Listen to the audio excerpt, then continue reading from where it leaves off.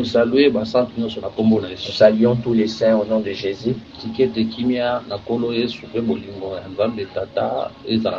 Que la paix du Seigneur Jésus-Christ et l'amour du Dieu le Père soient avec vous.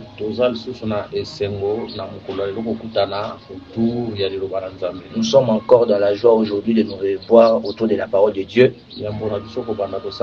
Avant que nous commencions, nous prions. Seigneur Jésus, nous te disons merci pour ces temps. Nous les recommandons entre tes mains. Toi, le véritable enseignant, que tu nous enseignes.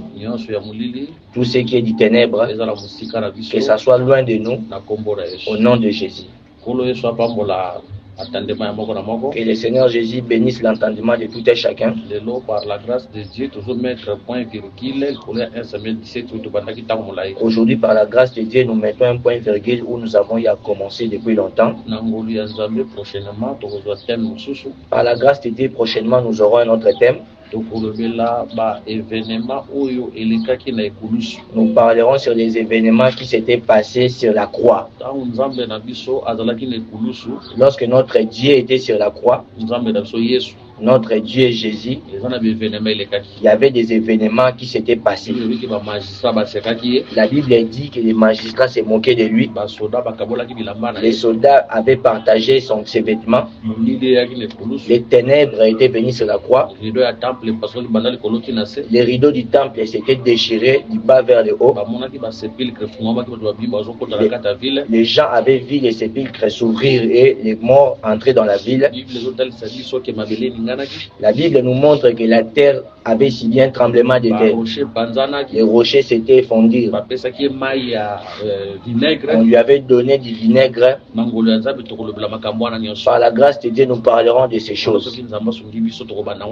Si Dieu nous fait grâce, nous allons la commencer la semaine prochaine. Mais pour aujourd'hui, nous mettons un point virgule dans 1 Samuel chapitre 17. Nous savons que l'enseignement ne termine point.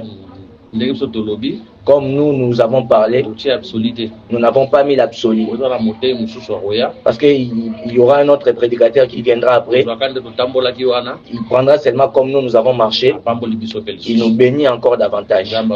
Que le Seigneur soit béni. Bien-aimé Benjamin attendit 1 Samuel 17, verset 17 à 18. Le bien-aimé, le frère Benjamin va nous lire 1 Samuel chapitre 17, le verset 17 au verset 18. Nous lisons. Isaïe dit à David son fils, prends pour tes frères 7 épha de grains rôtis et ces 10 pains, et cours au camp vers tes frères. Verset 18. Porte aussi ces 10 fromages au chef de leurs milliers. Tu verras si tes frères se portent bien, et tu m'en donneras des nouvelles sûres. Ok, que le Seigneur bénisse ses écritures. Nous avions déjà parlé sur les grains rôtis. Nous avions aussi parlé sur les 10 fromages. Aujourd'hui, nous voulons toucher les fa. Ces choses ici, les grains rôtis qu'il avait apportés, c'était dans un épha. C'est ça que nous voulons toucher. Nombre 10. Nous toucherons aussi nombre 10. Parce que nous voyons 10 pains. Et nous voyons aussi 10 fromages. Pourquoi seulement ces 10 là? C'est ainsi que nous voulons les toucher aujourd'hui. Mais nous commençons d'abord par épha ici. C'est ce qui nous amènera dans nombre 10. Deutéronome chapitre 25. Tout d'abord, nous prenons nombre chapitre 10, le verset 25. Deutéronome chapitre 25 plutôt. Deutéronome chapitre 25. Verset 15. Deutéronome 25, 15. Deutéronome 25, 15, nous lisons. Tu auras un point exact et juste.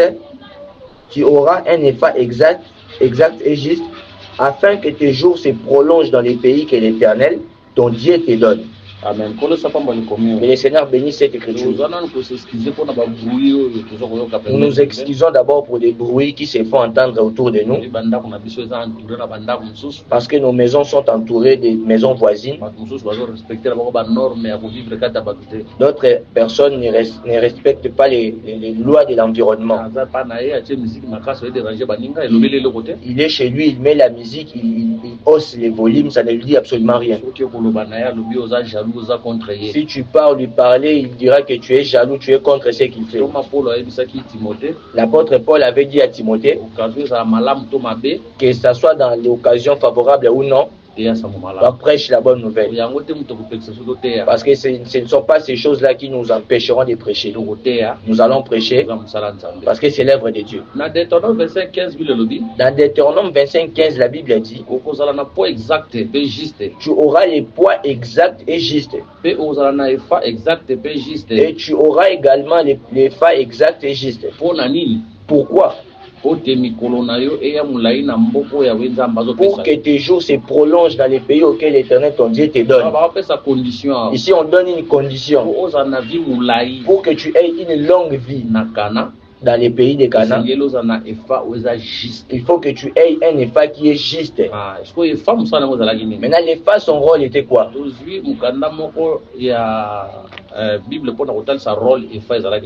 prenons un livre pour montrer que le rôle de l'épha qu'il y avait. Nous prenons le livre d'Amos chapitre 8, le verset 5. Le verset 5 du livre d'Amos chapitre 8 nous dit: vous dites, quand la nouvelle ligne sera-t-elle passée, afin que nous vendions du blé? Quand finira le sabbat, afin que nous ouvrions les greniers? Nous diminuerons les fa, nous augmenterons les prix, nous falsifierons les balances pour tromper. Verset 5. Que le Seigneur bénisse ces écritures là. Dans cette écriture que les frères Benjamin vient de nous lire, les fa servaient à vendre les accessoires. Nous n'expliquons pas Amos 8:5. Là c'est autre chose.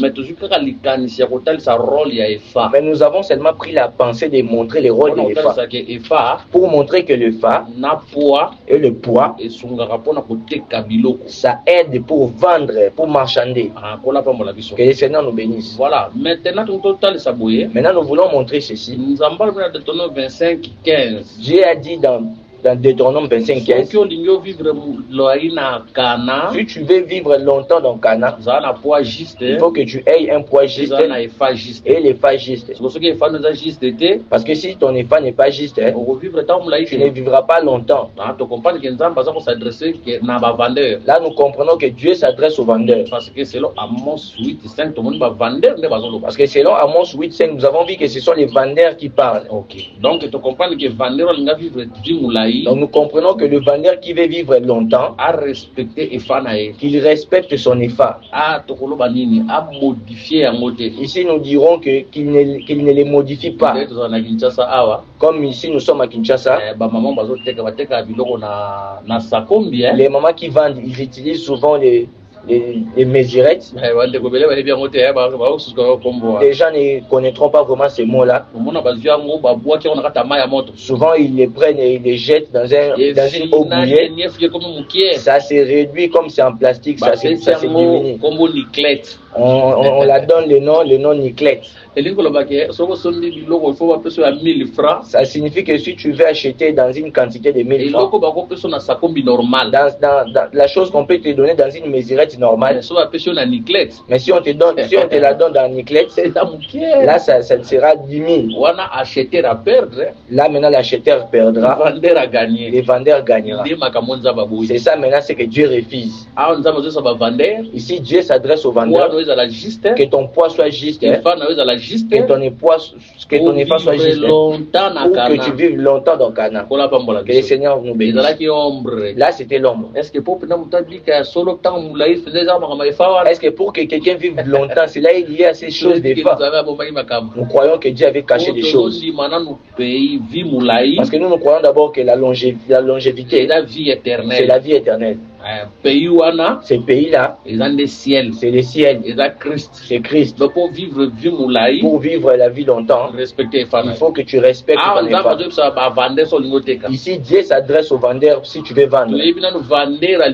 Nous savons d'abord que les premiers vendeurs, c'est Dieu lui-même. Frère Benjamin a dit Ésaïe chapitre 55, verset 1. Le frère Benjamin nous lit Ésaïe chapitre 55, le verset 1er.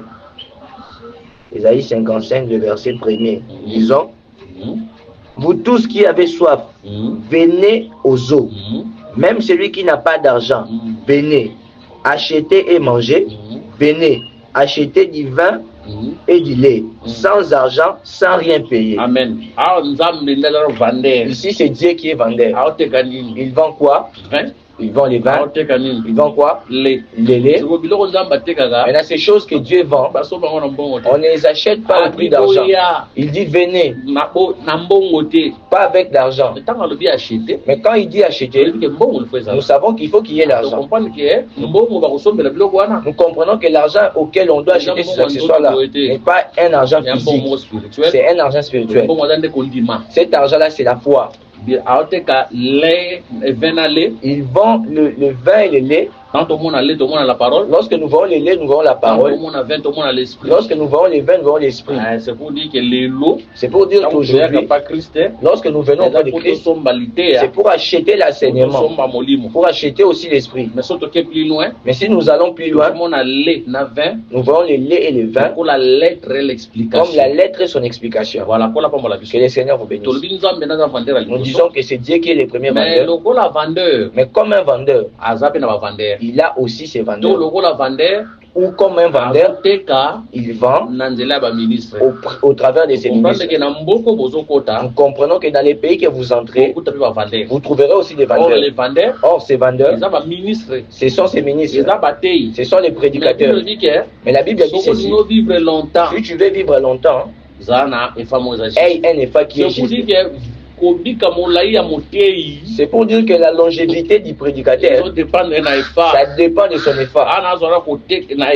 Ici, je prends d'abord l'effort ici, qui ne sera pas diminué, qui ne doit pas aussi être ajouté.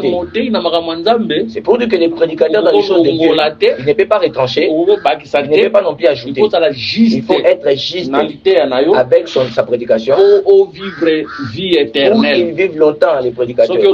Si tu retranches, il n'y aura pas la vie éternelle. Si aussi tu ajoutes, il n'y aura pas la vie éternelle. Je crois, nous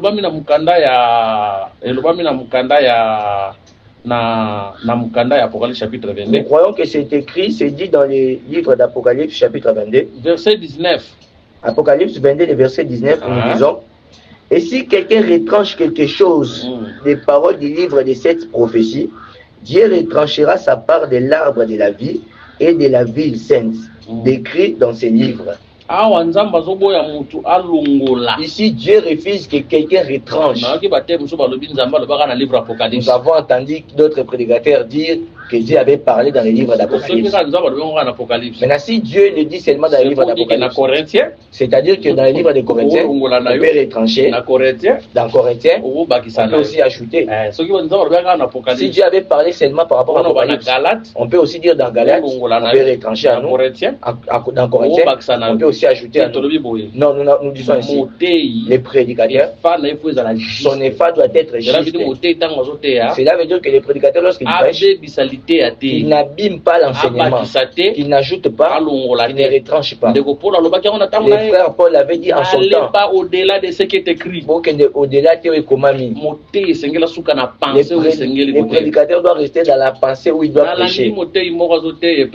J'ai suivi un prédicateur en train de prêcher, ça fait mal. Les prédicateurs en train de prêcher, ils disent, beaucoup de gens dans leur prédication, quand ils prêchent, ils veulent seulement interpréter. Oh, vous voyez Élie, c'est Christ. Oh, vous voyez Moïse, c'est Christ. Oh, Jean-Baptiste, c'est Christ. Oh, vous voyez Jean-Baptiste, c'est Christ. Oh, ces choses-là ne sauveront point. Maintenant, si ces choses ne sauveront point, Dieu était-il fou de mettre ces choses dans la Bible? Donc toi, tu es plus sage que Dieu. Maintenant, quand les frères Paul expliquent les deux femmes d'Abraham, là, c'était allégorie. dit que c'était l'allégorie, l'autre c'est Sinaï, l'autre c'est Sion. Toi maintenant tu es plus que Paul. Lorsque les frères Pierre disent que ces eaux-là du temps de Noé, c'était une figure du baptême. Donc les frères Pierre étaient insensés. Toi tu es plus sage que lui. Ceux qui disent ainsi, ils servent le diable sans le savoir. Ils servent le diable sans savoir. Le prédicateur doit être juste avec sa prédication. Il faut qu'il soit juste avec sa prédication. Qu'il n'ajoute point et qu'il ne retranche point. Ceux qui retranchent, ils disent, lorsque frère Paul parle dans 1 Corinthiens, que la femme n'enseigne pas, qu'elle ne prenne pas l'autorité. Et ils disent, oh c'est Paul. Paul avait dit seulement aux Corinthiens. Paul ne nous avait pas dit ainsi. Maintenant, donne-nous l'épître que Paul s'est adressé aux Congolais. Cherche maintenant l'épître où Paul a envoyé aux Quinois. Il n'y a qu'un épître où c'est écrit envoyé aux Quinois. Ce qui est envoyé aux Corinthiens, c'est envoyé pour nous tous. Parce que quand tu lis dans 1 Corinthiens, le chapitre 1, si tu commences dans les versets premiers, tu descends au verset 2, le frère Benjamin nous dit, Paul, appelé à être apôtre de Jésus-Christ par la volonté de Dieu, et les frères Sostène, à l'église de Dieu qui est à Corinthe, à ceux qui ont été sanctifiés en Jésus-Christ, appelés à être saints, et à tous ceux qui invoquent en quelque lieu, que ce soit le nom de notre Seigneur Jésus-Christ. Maintenant, en quelque lieu, est-ce que c'est seulement en Corinthe? Ce n'est pas seulement en Corinthe. Ici, c'est la doctrine. La femme ne peut pas enseigner. Si elle doit enseigner, elle peut enseigner chez elle. Mais dans l'assemblée des saints, la femme ne peut pas enseigner. Que le Seigneur vous bénisse. Donc nous revenons pour montrer que les vendeurs, c'est les prédicateurs. Parce qu'il doit prêcher sa prédication qui ne retranche pas, qui n'ajoute pas. Quand nous allons descendre chez les fidèles, parce qu'on montre aussi les fidèles, il doit aussi pratiquer la parole telle qu'elle est prêchée, qu'il laisse les choisir, qu'il laisse aussi d'ajouter, parce qu'il y a aussi des prédicateurs qui choisissent. Quand tu choisis là, tu détruis les femmes. Quand tu choisis ce que tu as voulu, ce qui ne t'a pas plu, tu l'as refusé. Tu détruis la vie des femmes. Il n'y aura pas la vie éternelle. Pour que tu vives la vie éternelle, la longue vie, il faut que les femmes soient justes. Cela veut dire que la prédication telle qu'elle est prêchée, tu dois l'obéir telle qu'elle est prêchée. C'est ça que les Seigneurs vous bénissent. Nous avançons. Le fa, nous avons montré que c'était l'instrument auquel les vendeurs s'en servaient pour vendre. Nous disons que le fa, les fa avaient la capacité de 10 homères. Exode chapitre 16, verset 36. Le frère Benjamin nous lit le livre d'Exode. Exode verset 16 et chapitre 16, verset 36. Exode chapitre 16, verset 36. Le dernier verset, nous lisons l'homère et la 10e partie de l'épha. Ok. Ici, on nous montre que l'homère, c'est le 1/10 de l'épha. Nous comprenons que un épha a 10 homères. Que le Seigneur vous bénisse. Parce que Dieu avait dit à Israël que un homme mangera un homère. Mais on vient de nous montrer qu'un épha est équivalent à 10 homères. C'est ainsi que nous disons, lorsque David était venu, il avait apporté un épha. Dans un autre parler, il avait apporté 10 homères. Par rapport à Exode 16 et 36. Par rapport à Exode 16 et 36. Nous disons que David, lorsqu'il était venu, il avait apporté 10 pains, il avait apporté 10 pains, il avait aussi apporté 10 fromages. Donc un épha, c'est équivalent à 10 homères. Donc nous comprenons qu'il avait apporté les 10, 10, 10. Ici nous ne faisons pas les calculs. Oh non, 10 tu additionnes avec les 10, avec autres 10 ça fait 30. là ça devient la philosophie. Parce que si toi tu fais l'addition, quelqu'un d'autre fera la soustraction. Parce que ici nous avons un épha qui est équivalent à 10 homères. Nous avons le 10 pains. Nous avons aussi les 10 fromages. Donc 10 homères. Les 10 homères. Il y a grain. Des grains. Nous prenons les grains. Nous prenons les pains. Nous prenons les fromages. C'est la parole de Dieu. Tout c'est la parole de Dieu. Mais la quantité qu'on apporte, c'est seulement 10. Maintenant pourquoi 10? Or que dans 10, les 10 parlent aussi de la totalité. Pour dire que lorsque le Christ était venu, il nous avait apporté la totalité de la parole de Dieu. Parce que Christ est lui le véritable David. Dans ce que Christ nous a apporté, tout est dans la totalité. Il n'y a rien de ce qui manque. Il nous a apporté le tout. Pour que personne ne vienne ensuite dire, pour que personne ne vienne dire que Christ a apporté une partie, moi je vais ajouter. Non, non, il n'y a rien de nouveau. Tout ce que nous en avons, c'est ce que Christ nous a apporté. Nombre 10. Prenons d'abord le livre de Nombre 10. Comme la totalité, pour dire que Christ nous a apporté la totalité de la parole de Dieu. Nous allons quelque part. Moïse, Dieu l'appelle sur la montagne. Lorsque Moïse monte sur la montagne, Dieu dit, mais ça sonne comme les bruits de tonnerre. Le peuple qui est en bas, ils entendent seulement les bruits de tonnerre. Moïse était où? Ils étaient au-dessus de la montagne. Quand Dieu parlait, le peuple entendait. Ils entendaient les bruits de tonnerre. Mais à la fin de tout, Moïse est entré à la montagne. Il viendra de la montagne. Il descend en bas de la montagne avec les 10 commandements ou les 10 paroles. Maintenant, lorsque Dieu parlait, le peuple entendait les bruits des tonnerres. Le peuple ne comprenait pas. Mais Moïse qui était au-dessus de la montagne, il entendait et il comprenait. On a déjà parlé que le véritable Moïse, c'est le Seigneur Jésus. Et si déjà nous l'avons montré, le véritable Moïse, c'est Jésus. C'est lui qui nous a délivrés du péché. Nous étions esclaves du péché. Parce que Moïse délivrera Israël en Égypte. La Bible dit c'est lui qui se livre au péché et esclave du péché. Moïse qui nous délivre du péché, c'est Jésus.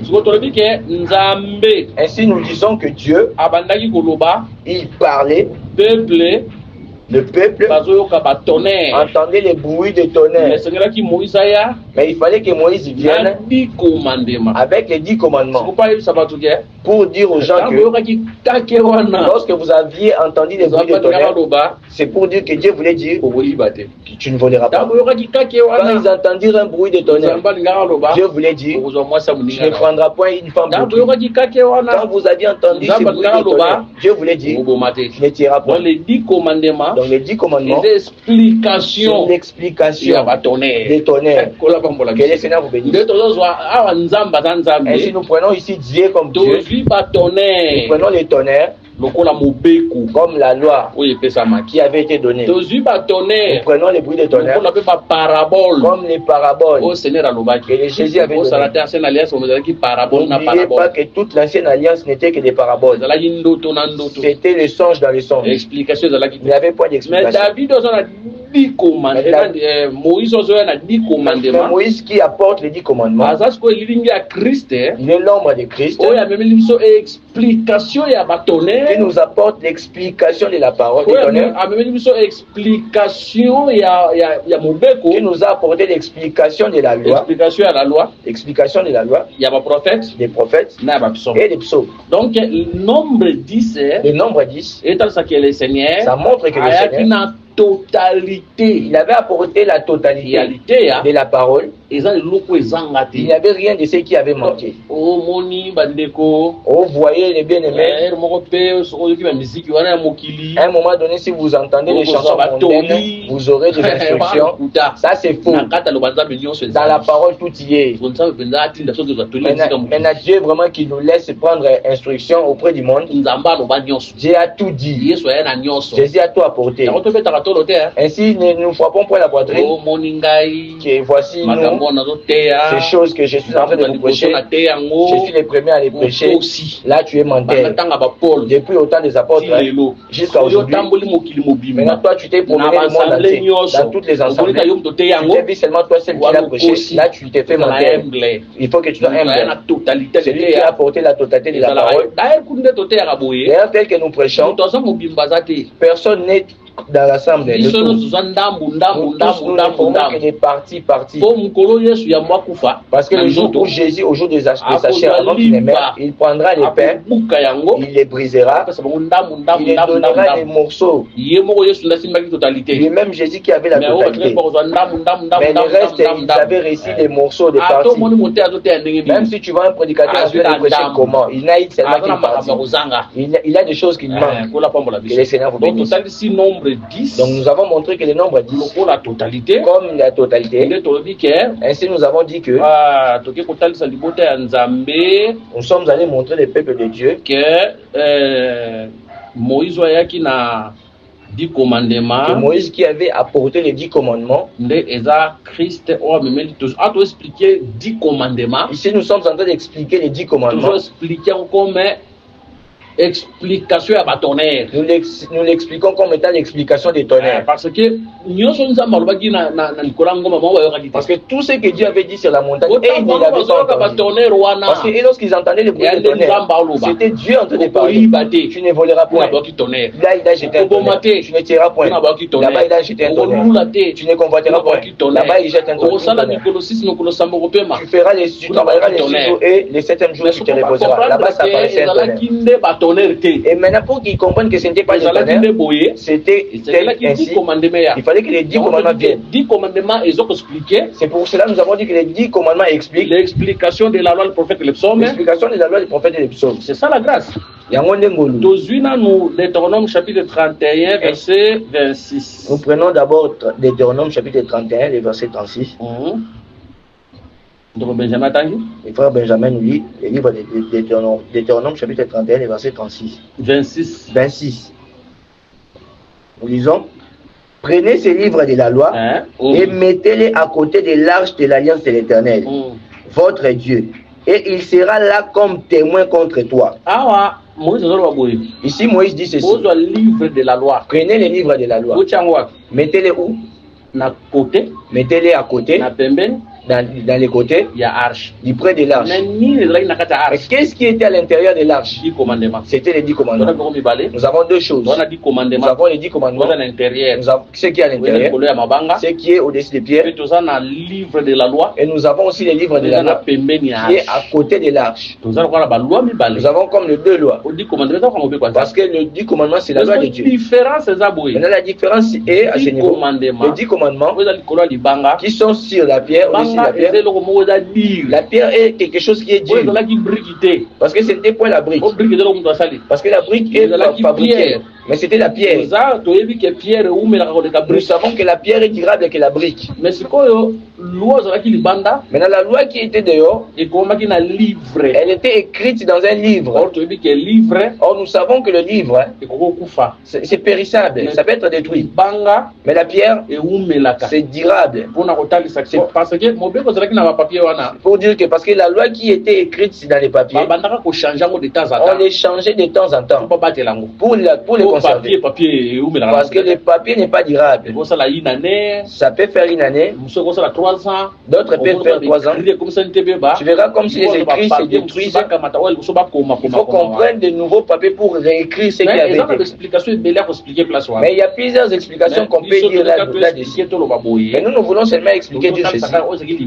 Nous voulons seulement montrer que ce qui était dehors, ça explique la loi qui était passagère. Mais les 10 qui étaient à l'intérieur, ça montre la grâce qui demeurera éternellement. Parce que la pierre, c'est durable par rapport le papier. C'est ainsi que Dieu vous bénisse. Là, nous montrons seulement que l'Homère, c'est ce qui nous a amené là-bas. C'est l'Epha, nous montrons l'Epha qui est équivalent à Diomère. Que le Seigneur vous bénisse. Nous disons que nous avons un Epha qui est équivalent à 10 homères. Nous avons les 10 fromages. pains. Nous avons aussi 10 pains. Nous avons parlé seulement de 10, 10, 10. Voilà, le Seigneur vous bénisse. Donc David, Oyo, à qui? Azoya na efamoko. David qui apporte un épha. Oyo pe azoya na 10 pains. Qui apporte également les 10 pains. Oyo pe azoya na 10 fromages. Qui apporte ensuite les 10 fromages. Ne se diffère pas à Moïse qui avait apporté les 10 commandements. Et tous ils étaient que l'ombre. Mais le véritable Moïse, le véritable David, qui nous a apporté la parole dans son entièreté, c'est le Seigneur Jésus. C'est ainsi que nous l'aimons. Il nous a apporté le tout. La parole qu'il nous a apporté, c'est dans l'accomplissement. Il n'y a rien de ce qui manque à l'intérieur. Dans cette parole, la bénédiction matérielle est liée. Il donne d'abord les cieux, mais dans son intérieur, il y a la bénédiction terrestre liée. Et si nous voulons terminer par ici, parce que tel que nous parlons, lorsque nous parlons de 10, 10, 10,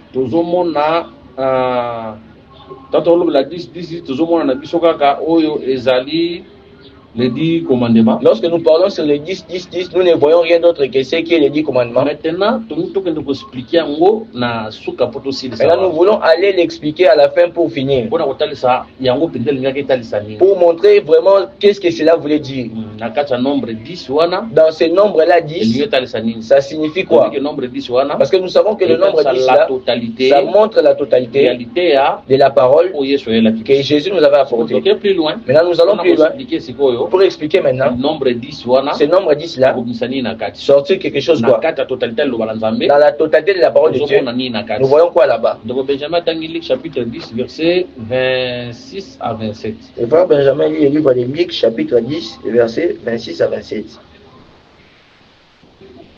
Luc, chapitre 10, verset 26 à 27, nous lisons. Les disciples firent encore plus étonnés. Et ils se dirent les uns aux autres, et qui peut être sauvé? Jésus les regarda et dit, cela est impossible aux hommes, mais non à Dieu, car tout est possible à Dieu. Nous avons lu, je lis Marc. Oh. Nous nous excusons, c'est une erreur. Chapitre 10, verset 25 à 27. Nous lisons Luc, chapitre 10, verset 27, 25 à 26. 25 à 27. 25 à 27. Luc chapitre 10, les versets 25 à 27. Oui, autant. Disons, un docteur de la loi s'éleva et dit à Jésus pour l'éprouver, Maître, que dois-je faire pour hériter la vie éternelle? Jésus lui dit, qu'est-il écrit dans la loi? Qui tue?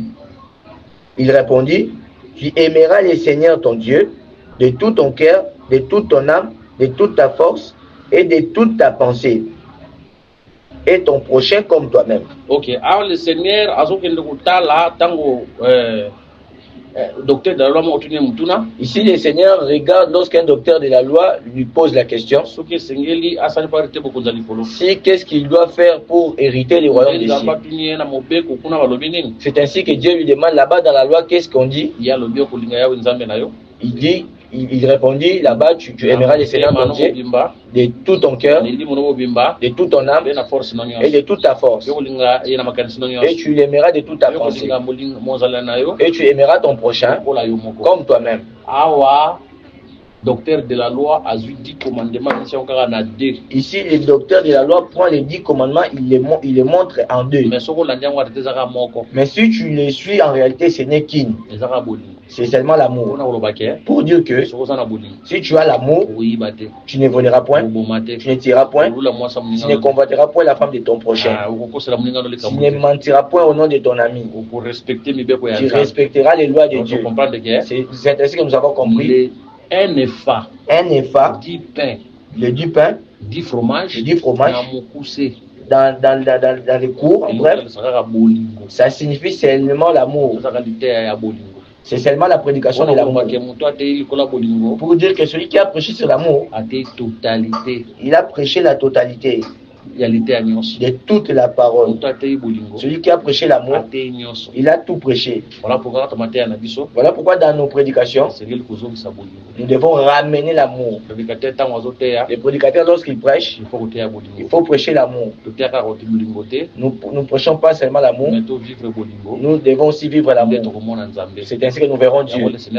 C'est ainsi que le Seigneur avait dit, les commandements nouveaux que je vous donne, aimez-vous les uns comme les autres, les uns comme les autres.